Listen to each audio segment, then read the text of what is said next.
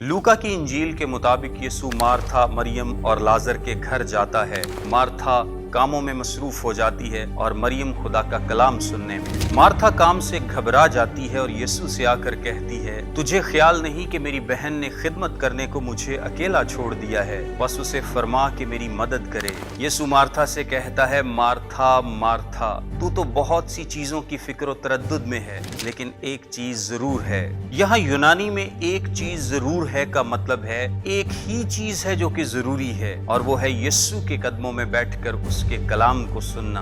यानी सब कामों में एक ही काम है जो कि अव्वलीन दर्जा रखता है, और वो है यीशु के कलाम को सुनना। मार्था यीशु से मोहब्बत तो करती है, लेकिन उसकी तरजीहात ठीक नहीं है। काम कभी भी कलाम से अहम नहीं हो सकता। तरजीहात ठीक ना होने की वजह से मार्था फ्रस्ट्रेशन और खुदगर्जी का शिकार हो गई और यीशु से शिकायत करने लगी, यहाँ तक कि उसने यीशु को कह दिया, तुझे ख्याल नहीं। यीशु को जो कि सबका ख्याल रखता है, जो कि कहता है कि अपनी फिक्रें मुझे दे दो क्योंकि मुझे तुम्हारी फिक्र है। क्या आप भी फ्रस्ट्रेशन या मायूसी का शिकार तो नहीं हैं? अपनी तरजीहात को दुरुस्त कर लें। यीशु मसीह ने बड़े ही वाज़ेह अल्फाज में कहा है कि तरजीह सिर्फ एक ही है, और वो है उसके कदमों में बैठकर उसके कलाम की बातों को सुनना। कलाम को अपनी जिंदगी में तरजीह बना लें, फिर चाहे घर में मेहमान हो, शादी हो, सालगिरह हो, मौसम खराब हो, रिश्तेदार आए हों, शॉपिंग पे जाना हो या कुछ भी हो, आपकी जिंदगी में अव्वलीन दर्जा